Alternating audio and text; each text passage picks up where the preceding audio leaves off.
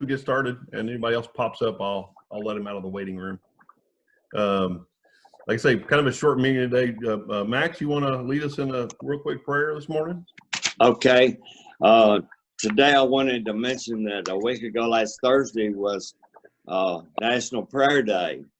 And National Prayer Day goes back to really 1775. George Washington, right before the Revolution started, called the First Continental Congress and talking to them, said a day of prayer, public humiliation, fasting, and prayer.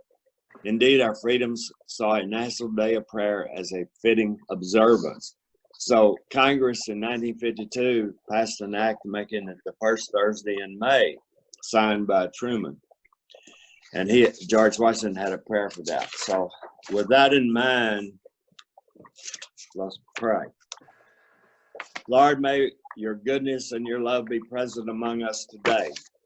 Come bless our gathering with unity, hope, and vision. Lord, we pray for unity. Build us in all deep respect for one another so that your church may be one Lord. We pray for hope. Come stir your hope within our hearts and renew our faith. Lord, we pray for vision. May your vision fill our lives as we seek to reveal your love. We ask all this in the glorious name of Jesus. Amen. Amen. Amen. Thanks, Max. All right, we got more folks coming in here. Let's get Glenda, welcome. Jim Ferguson, welcome. Real quickly, guest recognition. Do we have any guests today? Raise your hand or say hi. Got 19 is, it's harder to do when you can't see all their faces. I don't see anybody new. Okay, so all right, we'll move on. Let's see. Secretary report. Ed, are you here? I think I saw Ed earlier. Where are you at, Ed? Okay, it's here. Ah, okay. Hi. Ed, I'm gonna unmute you, Ed. Are you going to join this meeting? Sorry? Yeah. Who's this? It's already started. Come on. And you should be able to mute people. You should be able to mute any one of us. So. Yep, just muted. Muted Linda. How you doing? Robert, looking good. Oh, that's a lie because I just rolled out of bed, but I'm fine. Thank you. Oh, man. 10 o'clock and just got out of bed. Must be the life over there, brother. Yeah, we were up to midnight. We got a renovation going here, so stuff going on.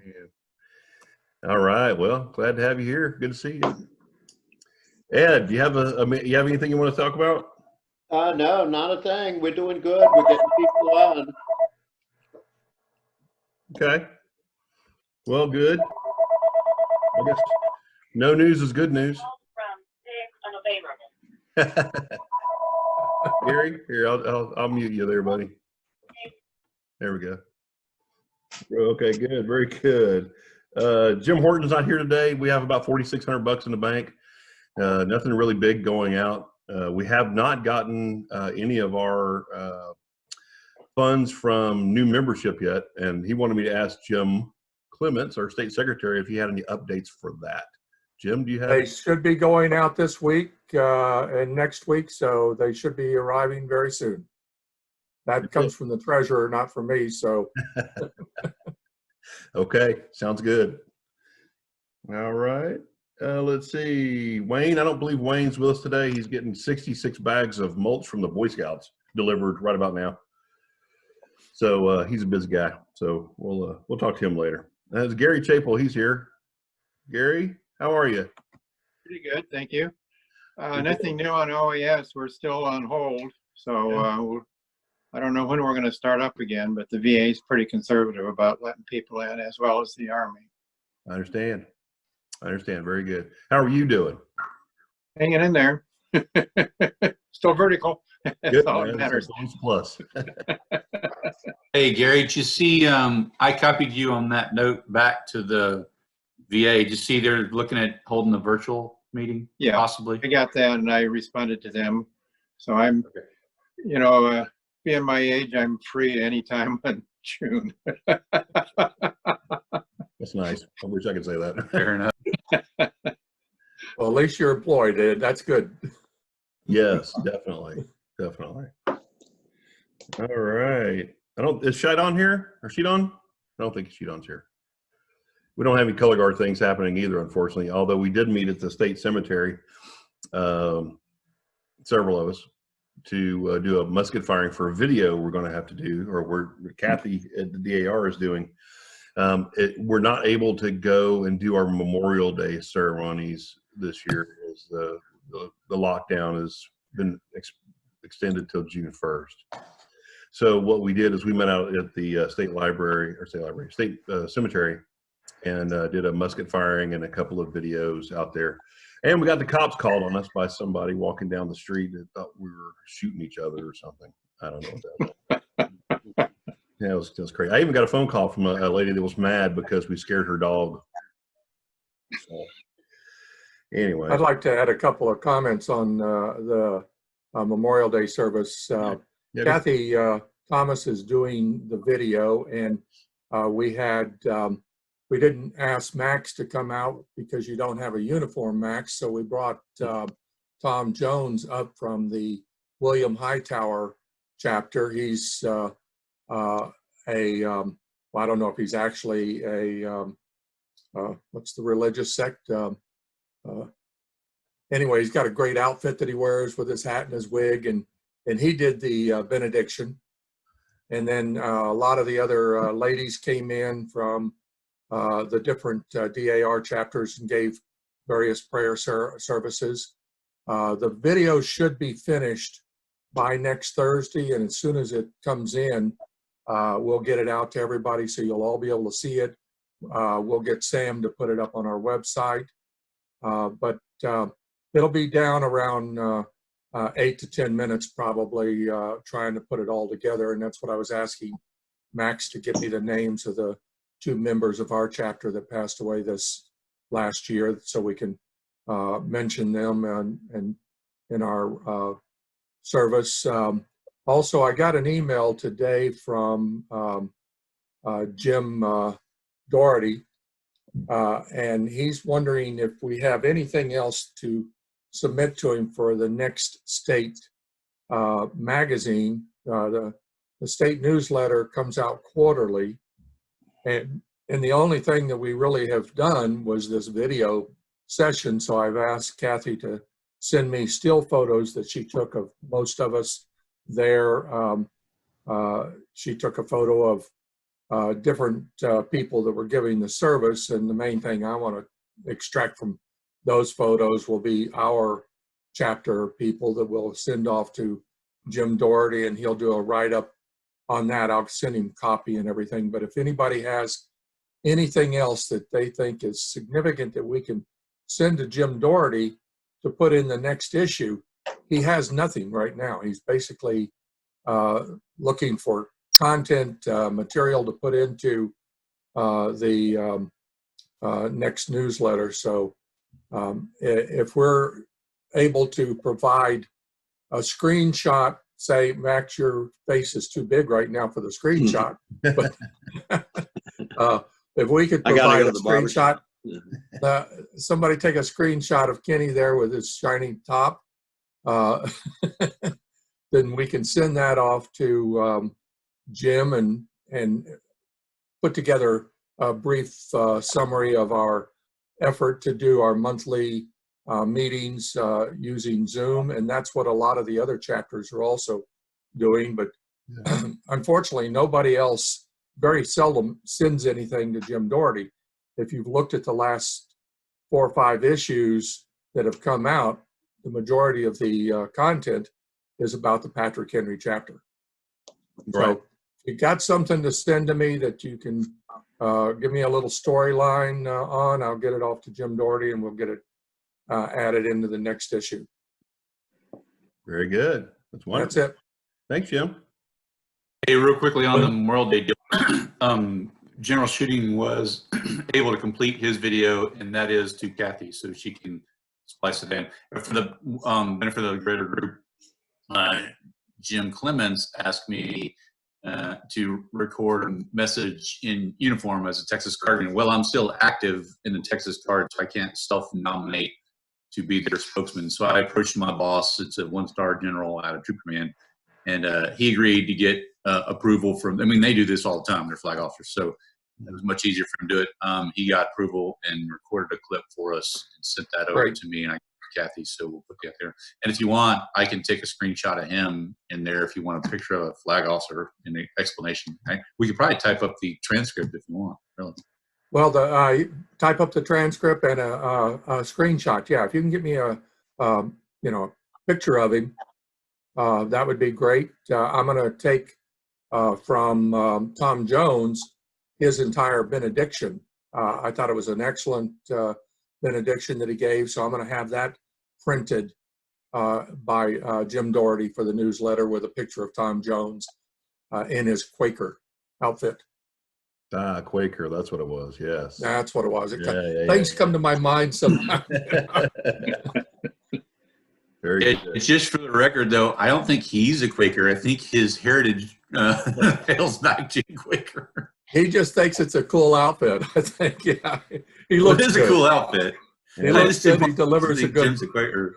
Yeah, it certainly is. It certainly is. Yeah, I'm recording the American's Creed right after this for Kathy, so she's going to put that on the video as well. Excellent. Yeah. Okay. So we'll get that I'm done. digging the flags, by the way. Those are cool, Kenny. Yeah, thanks. These actually belong to the Texas Navy, so they're here at the house, and so we don't have a place to put them, and I just put them up. So you got George in the background. You see him back here, George Washington, prayer at Valley Forge. I do. Yeah, I was thought about getting that print where he's kneeling in the suit. Yeah, it's That's cool. right over the We had that print for sale about 2 years ago at the convention. one Courtesy of Ken. Yeah, one like this one. Yeah, certainly. All right, very good. Thanks, Jim. Thanks, Robert. All right, Sam Cook. I know you're here. I'll unmute you here, sir. You have anything to add about the Facebook website? Nothing really. No, nothing's really been going on that front. Okay. Well, good. Easy, I guess, huh? Yeah, that's right. We'll send you the video on Thursday. Yeah. Appreciate it. Thanks, Sam. All right. And we have John Fine. John, I'll unmute you. Yes. Howdy. You want to talk Hello. about stuff? Had so a number of applications underway, still going. A couple of people having trouble proving one generation, you know, how it works. And we've had one approval in the last month, no certificate yet. So there's nobody to induct today. Okay.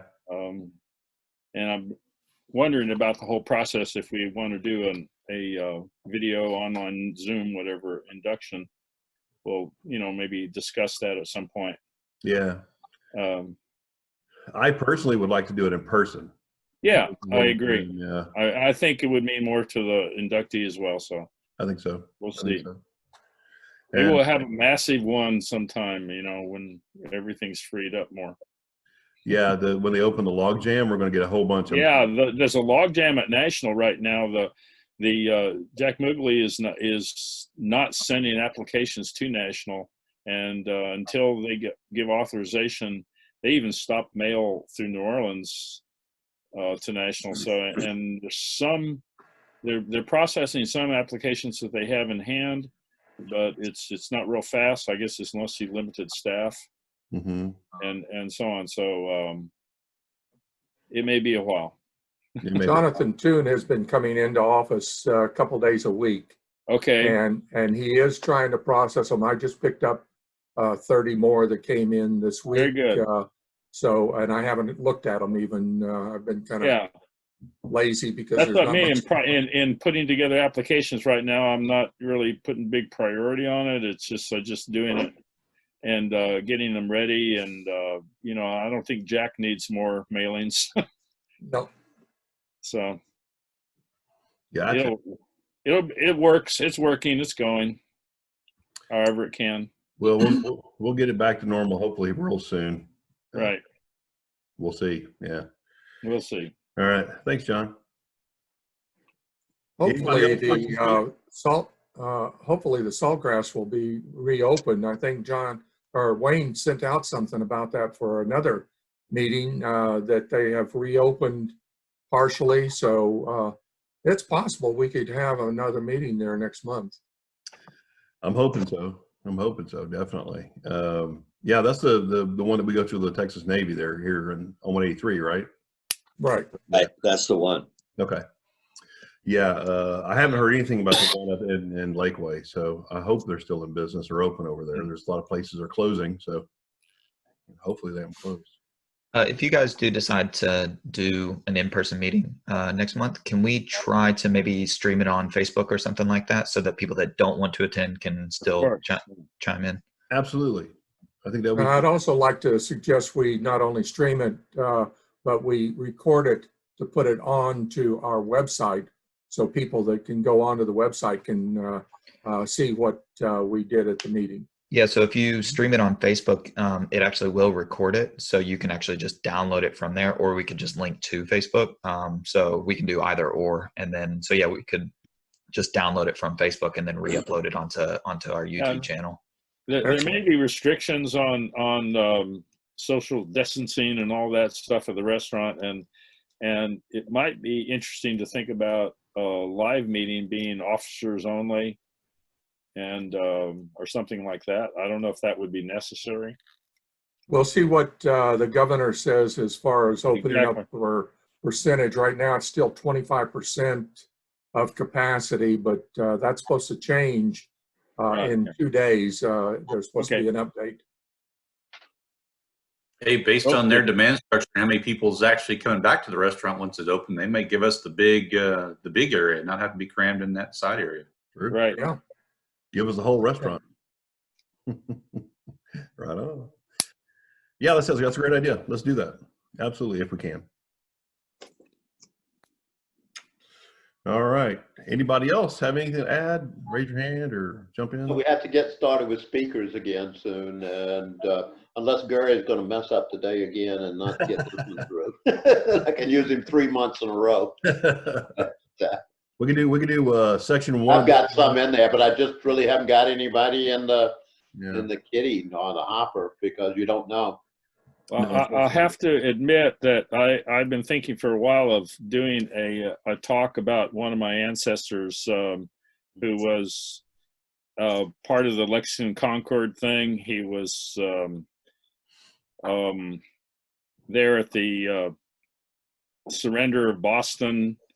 He even went north towards the Ticonderoga with the cannons and so on, and very, it was at Bunker Hill and so on. So that's and then he actually was with the vanguard of march to the final thing at Yorktown. So Well, send me something. I'll put him in. yeah, I'll put him in the hopper. I know a lot about him, and he was at Valley Forge for that matter. I mean, it's just kind of follow him along, gives you a little summary of the whole Northern War. Yeah, that sounds good to me. But anyway, maybe get some exhibits or slides and whatever, some stuff together, to some visuals too. So, which I really don't have at the moment. So there's a lot of those. So you Anyway, want? it's an idea I've had, but I don't no promise on when. Okay, I was gonna say we could put you in there for June. Oh, anyway, July. okay. Perhaps. I'll Perhaps. think about it. Maybe not. Okay. I'm shy, right? We'll just show up and show the Patriot or something for Yeah. I don't know, something. Have something to do anyway. Very Actually, good. the very good. ending of his story is rather interesting, actually. So, before Write he it died. up. Let's hear it. I want to see it. And he actually, I think he was a victim of PTSD. Actually, I'm sure there was a lot of problems with that. Yeah, everywhere. yeah. All right. So I guess what we'll do is we'll just get right on into the meat and potatoes of the meeting. Gary White is going to continue his speech. I think we're going to start over, right, Gary, from the beginning. Yeah, I think we'll start over if that's okay. I think that's a great idea. So let's see, can you Yep. transfer host to me? Yes, sir. My mouse isn't working real well, so let me see. There we go. Yes, I do. Okay, you're now the host. Okay. So what I'm going to do is I'm going to, let's see, can I mute everybody? We're pretty quiet right now. What's that? We're pretty quiet right now. They're all pretty quiet. Yeah, nobody smacking or. I'm Okay. gonna mute myself, so. Yeah, if everybody would mute, I think that'll help the bandwidth out just a little bit, if you would do that. So let me bring up the screen right now. Take a few seconds here.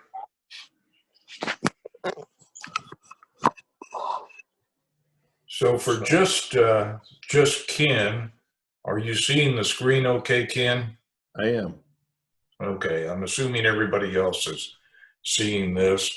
This was a presentation that I developed for the Speakers Bureau, and it was primarily oriented towards middle school and high school presentations. So excuse some of the information that's in it because it was tried to be you know, a little broader scope. But my 8th great aunt, Mary White, her married name was Rowlandson, was captured by King Philip. And here is where she was christened as a child around 1637. We don't have exact records of that, but I was actually standing there looking at this church, although I didn't take this picture, in Somerset, England. And I do have church records of the marriage of her father and mother. I actually was able to see the original church record of that, and I have a photostatic copy of it. Her father and mother relocated to Massachusetts about 1638, 1639, and then later relocated to Lancaster, Massachusetts. And Mary was a little bit of a social climber, if you will. She wanted to improve her lot in life. Her father was somewhat land hungry, and that's why they relocated from Wyndham, Massachusetts to Lancaster. He was trying to get more land and improve his real estate holdings. But Mary married the Reverend Joseph Rowlandson about 1656. Again, records are a little sketchy on that. A little bit about her title, and there's some writing in the family history that she was a little bit of a social climber. Even though her father and the family was relatively wealthy by those standards, they were not allowed to have the title Mr. or Mistress. Instead, their adult titles were Goodman or Goodwife. However, if you married into a member of the military, the monarchy, royalty, or someone who was educated and a minister, then you were entitled to the title of Mr. or Mistress. And so she became Mistress Rowlandson. And we have evidence that she somewhat lorded that over her sisters a little bit. Here's what she might have worn in a typical day, and this is more oriented towards the middle school and high school. But the big thing was the women had very limited privileges. They couldn't speak in church. They could not lead any discussion of theology or act in any way equal to a man. They were secondary. However, they were also looked down because the original sin was deemed to be more prevalent in women than it was in men at that time. She wouldn't have been encouraged to be able to write. However, it's fairly evident that she was able to write as we get into this a little further.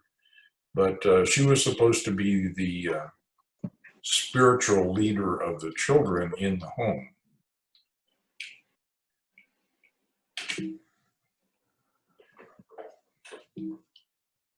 Let's see. For some reason, I'm not able to, there we go. Her likely duties were spinning, sewing, food preparing, cooking, cleaning, and creating trade goods. So she had a pretty tough life. That's no ifs, ands, or buts there. And here's somewhat of an idealized picture of how they might have lived in a bunker type facility. Multiple families would have shared a common blockhouse or fortress, if you will, out on the frontier. And at that point in time, Lancaster was definitely in the frontier. This was some 100 years before the Revolutionary War, but multiple families would have got together, shared duties, watched over the children, things like that. Mary had 4 children. Her first child died in infancy, and then she had Joseph, another Mary, and then Sarah. And we'll hear about them a little later on.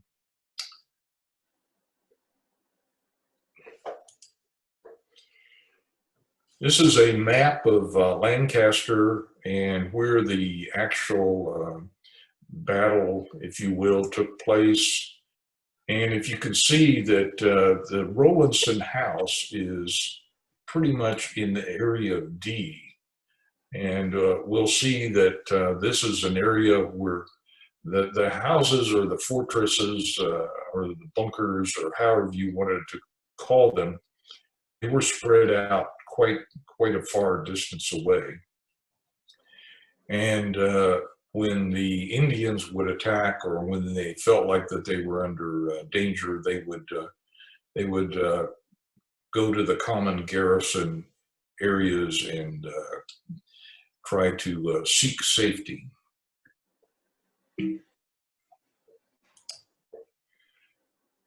And it's pretty nice countryside out there. I mean, even today, it's very nice, rolling hills, some areas for raising cattle, crops, things like that. Very, very nice farmland. As I was researching this, certainly some of the dates were not jiving up, and it reminded me that January 1st was not always the start of the new year. We switched to the Gregorian calendar in 1752 in the colonies, yet that didn't occur all the way around the world in the same time. So their start of the new year was actually 26 March. So sometimes when you're reviewing the chronology of events in performing genealogy, you have to take that into consideration.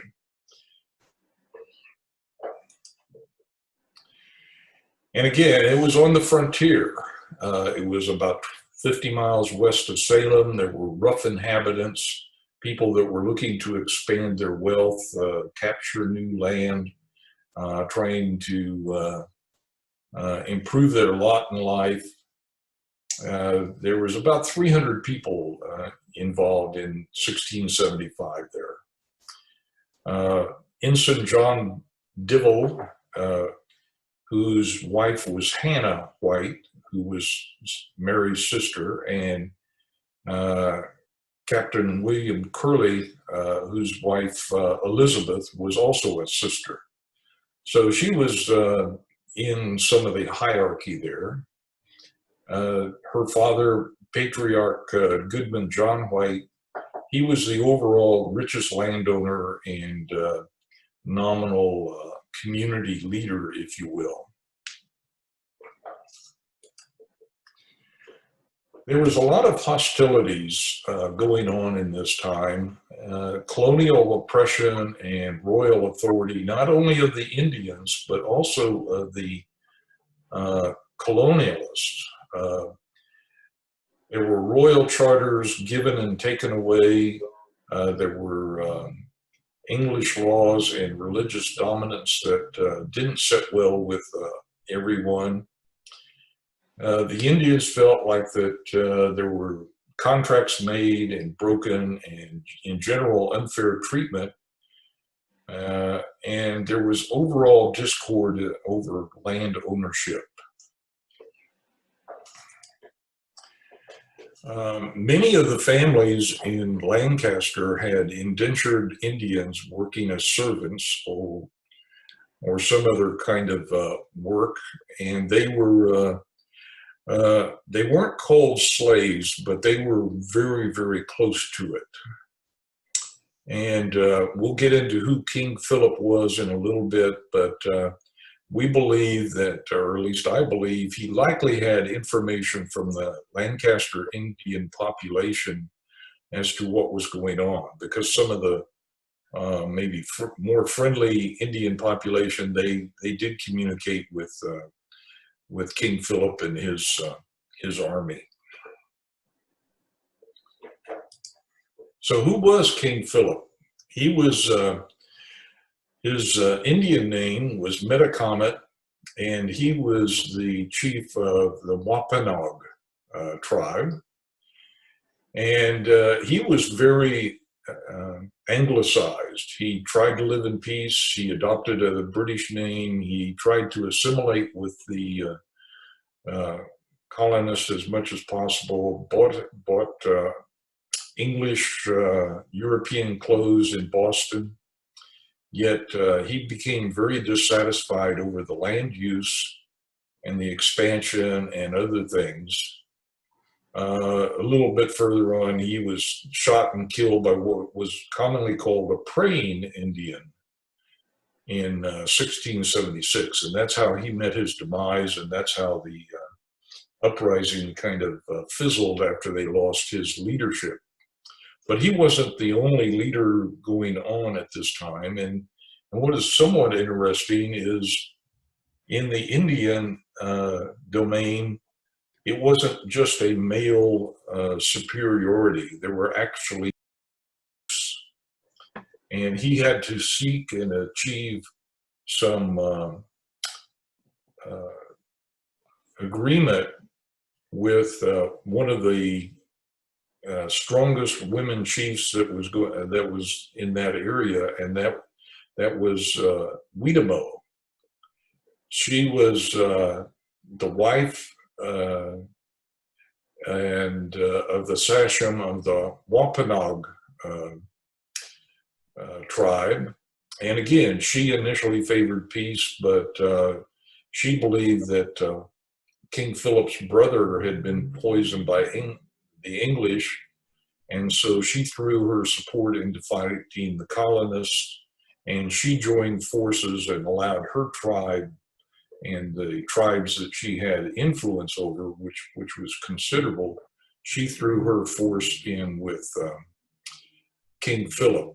Not very much is written about her, but she was actually a very, very strong leader and very well respected by not only the tribes that were aligned with her, but also the tribes that were against her. In February of 1675, King Philip's warriors estimated about 1,500, and remember there was only 300 in the in Lancaster, attacked, and the 42 residents fled to the Rowlandson garrison seeking safety.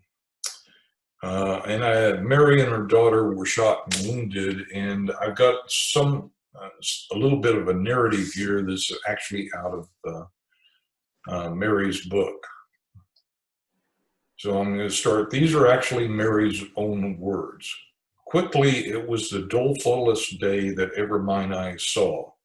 The house was defended upwards of 2 hours with determined bravery. The Indians, after several unsuccessful attempts to set fire to the building, filled a cart with combustible materials and approached the defenseless rear. In this manner, the house was soon enveloped in flames. According to her further reflection, amazing time. The Indians had been near the house about 2 hours before setting it on fire. The enemy from the barn or beyond the hills or any shelter watched every opportunity to shoot the defenders if anyone were exposed at window or loophole. The bullets seemed to fly like hail. Soon one man was wounded, and then another, and then a third. The fire from combustibles in the cart seized on the house when one brave man ventured out and quenched the flame. Would that his name was on record. But the fire was again lighted and soon spread over the house. Some in the house were fighting for their lives and some wallowing in their blood. The fire was over their heads, and the bloody heathen ready to knock all who stirred out on the head. Now might be heard mothers and children crying out for themselves and one another, Lord, what shall we do? I took my children and one of my sisters hers to go forth and leave the house. But as soon as we came to the door and appeared, the Indian shot so thick that the bullets rattled against the house as if one had taken a handful of stones and thrown them, so that we were forced to give back. I'll skip some of this. A bullet went through my side and also through the hand and bowels of my little daughter, 6 years old. The son of a sister, Mrs. Curley, had his leg broken when the Indians knocked him on the head. Thus, we were butchered by these merciless heathens, standing amazed with the blood running down to our heels. My elder sister Elizabeth, being yet in the house and seeing these woeful sights, the infidels hauling mothers one way and children another, and some wallowing in their blood, and her eldest son telling her that her son William was dead, and myself wounded, she said, Lord, let me die with them. Which was no sooner said, but she was struck with a bullet and fell down dead over the threshold. Then the Indians laid hold of us, pulling me one way and the children another, and said, come, go along with us. So that's just a partial extraction of the book that Mary later wrote. And so now we're going to get into the 11 weeks that she lived with King Philip's warriors. I'll just pause here. If anybody has a fast question, let's get the question out now. Nothing heard, so going right on. Here's a summary of all of the people that were killed. Her brother-in-law, Ensign Divell, and his son, John, her sister, Elizabeth, and her children, her brother-in-law and nephew, it's not clear whether Thomas Rowlandson was a brother-in-law or a nephew, and then a daughter, Sarah, who was mortally wounded, and we'll hear about her death in captivity 8 days later. Remember, Sarah was shot in the stomach. So Mary and her 3 children were taken captive. Mary's sister Hannah and William Divell, aged 4, and another 11 women and children. Now this was kind of the game plan that King Philip did. He didn't really do anything with the men other than kill them. He would take the women and children and then hold them up for ransom so that he could get money, and then use that money to buy ammunition and weapons and food and things like that to sustain his army. Kind of a good plan, and some could say that even the terrorists of today somewhat use some of those techniques. In 11 weeks, Mary and her 2 children, well, her daughter died a few days later, went through what they called removes. They were taken from place to place, and it starts at Lancaster over there in Area 1, goes all the way up, and then comes all the way back to the area of Leominster, where she was actually ransomed. She was held for 11 weeks and 5 days, and initially she was separated from her 2 oldest children. She was taken away from her and her sister, and yet she was allowed to keep her young daughter who was wounded. She was allowed to keep her, and when it became obvious that her young daughter was going to die from her wounds, Sarah was actually taken away from Mary and cared for in about the last 12 hours of her life. But then when she died, she was buried by her captives. Mary was not allowed to see her daughter. However, she was allowed to go to the gravesite. Her captives took her to the gravesite. And occasionally, during the 11 weeks, she was allowed to see her children and sister, but they were separated in the travels that they went through. She was placed under the, for best lack of a better word, ownership by Quanapug. And he had 3 wives, and these 3 wives treated Mary quite differently. Who was he? He was her master or owner, and he was the brother-in-law of King Philip. He was married to one of Philip's wife's sister, if you will. So that's how he was related to King Philip.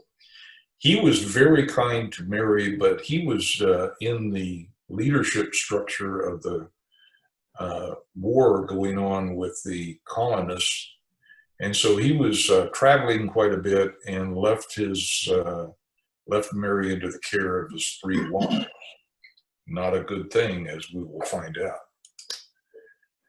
Weedamore was the youngest, and she was very, very cruel to Mary, denied her food, shelter, and beats her routinely during these 11 weeks.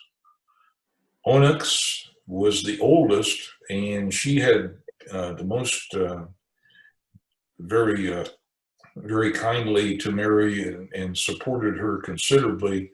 But Weedamore and Onyx didn't get along very good, and Weedamore, whenever Onyx wasn't around, Weedamore would beat her and force her to sleep in the rain and snow, and just generally not nice.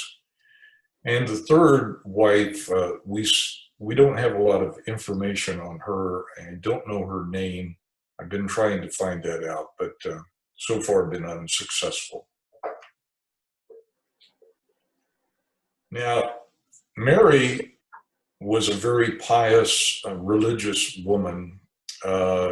She looked at them, and in her later writings and talks and letters, called them savage devils, less than human. She felt that they were there to test her religious strength. Yet she also acknowledges that they had given her numerous acts of kindness. They treated her wound. Remember, she was shot, and she was shot in the thigh or the buttock. It's not exactly clear where the wound was, but she talks about the medical treatment that was provided to her early on, and the medical treatment was provided to her daughter that later died. The burial of Sarah, they had found a Bible in one of their raids, and they knew that Mary was religious and the Bible didn't mean anything to them, so they gave it to Mary, and which meant something to her. A little later on, King Philip actually became somewhat her protector and shielded her from a lot of problems, and allowed her to travel to another area where her son was. And both Philip and her master were relatively kind to her. She also acknowledges that the family values and humane acts within the tribe, but she never really recognizes the Indian as a human being. She still recognized that they were devils put here to test her religious beliefs. So one of the example which is documented, King Philip, when he would invite her to his lodging, and there's some people that think that she and King Philip even actually had an affair, but that's been largely discounted, but there has been some discussion of that. But he asked Mary to join him in a smoke, and she refuses. And she documents this later, said she tried smoking before, enjoyed it, and denied herself from smoking, believing it was too enjoyable. So this was kind of an example of the mindset she had. She was not allowed to, she wouldn't allow herself to have any enjoyment. Now, Mary was, again, kind of full of herself, if you will, and because of the patronage that King Philip offered, he said to her, he says, if you go into my war council, they will want to know how much you are worth, and you need to come up with an amount so that we can ask to get this money for your release. And he was advising her not to ask for too much and not to ask for too little, that it needed to be something that was substantial. Well, initially she went in and she thought about this, and her husband, of course, being a minister, he didn't have any money. She knew if he was still alive, he wouldn't have very much money, but she figured that between her father and her family that they could probably come up with 20 pounds. Now, 20 pounds in that time period was a very, very good yearly salary for an average person. And so she initially came up with 20 pounds, and she put that number forward, and then she got thinking about it. She said, no, I think I need to change that number. And the war council somewhat said, no, you came up with 20 pounds, and that's what it's going to be. And so she was stuck with that number, and that was the one number that went forward in the negotiation process of getting her released. Now, she was released after about a week of negotiations between King Philip's, and there were European people that would have communication with the tribe, and Wethersfield, Connecticut, she was relocated. Members of the community got together, collected money. It's not clear whether her father came up with some money or not. He was he was more land poor than anything else. He owned a lot of land, and he was rich from that standpoint, but it wasn't clear that he had a lot of ready cash available. But they did come up with the money, and then they relocated to Wethersfield, Connecticut, and Joseph gave a very famous sermon. The title is somewhat long, and it's right here. It's called "The Possibility of God's Forsaking a People That Have Been Visibly Near and Dear to Him, Together with Misery of a People Thus Forsaken." And he gave a very pious sermon, and then just a few days later, he passed away. He was evidently fairly sickly. And again, she would have lost her title, and she didn't want to do that. So about 9 months later, she married Captain Samuel Talcott, and he was a very wealthy landowner and also captain of the Connecticut militia, and she retains her title, and it goes forward from there. In 1782, she publishes the book, The Sovereignty and Goodness of God, being the narrative of the captivity and restoration of Mrs. Mary Rowlandson. And she writes this book from, she was impure, she sinned, and this was a test on her.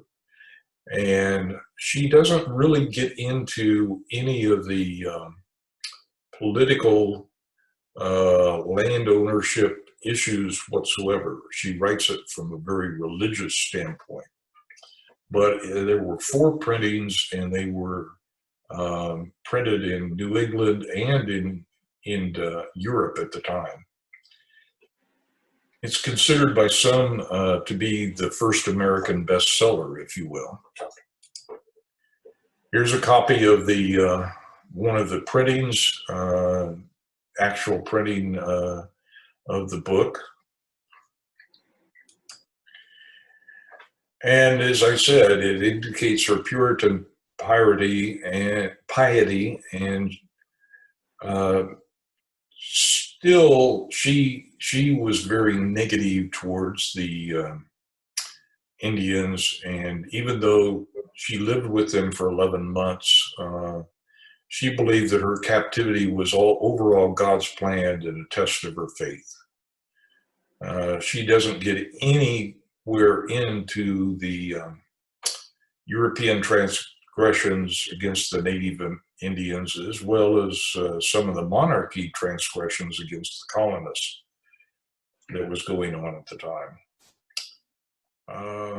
There's other books that have gone into that and quote her facts. And by the way, this was the first-hand writing of captivity that was known. That all of the other people that had been captured and the writings about them, they were second-hand writings. No one had ever bothered to sit down and talk about what they had undergone. Hers was the first. In the aftermath of this, certainly in researching this, you see the expenses that Britain went forward in trying to protect the colonists and attempting to recover the costs. This led to the American Revolution some 100 years later. Yet, if you take a look at what the monarchy did in trying to, if you will, mistreat the American Indians and some of the uprisings, not only from them, but also from the French, those were the seeds of war, if you will, that were planted. I call those the unintended consequences of government. Today, her book is studied in several American literature courses. It's been made into a play. interpretation of some of Washington Irving and James Fenimore Cooper's novels have talked about her book being probably an inspiration for some of the stories. And there's numerous analysis on the web. Somebody was talking, I think, John, you were talking about one of your ancestors maybe suffering PTSD. She may have also suffered some PTSD in some of her letters and things like that.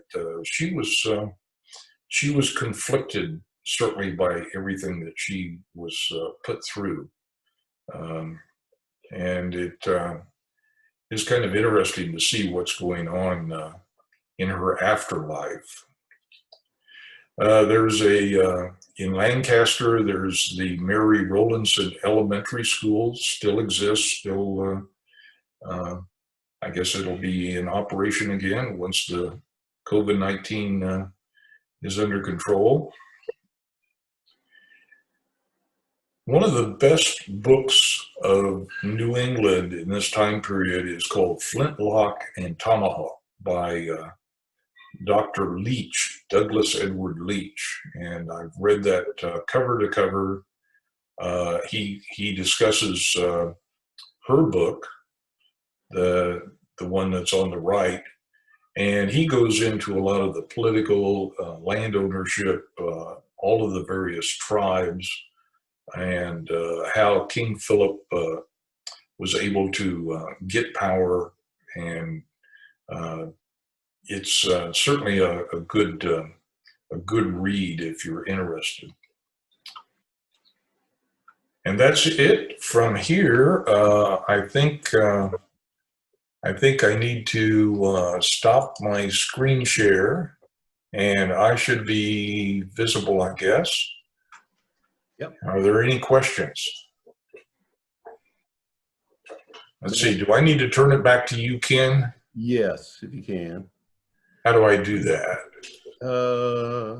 Right-hand side where my name is. So if you go down to the bottom of your image, it says participants. If you hit that button, it'll bring up a list of individuals participating. Okay, you're the host now. All right. All right, we got a couple people to bring in here. Did that come through okay in my voice and all that? It did. It came through very well. Thank you very much. We've got a lot of folks that are muted.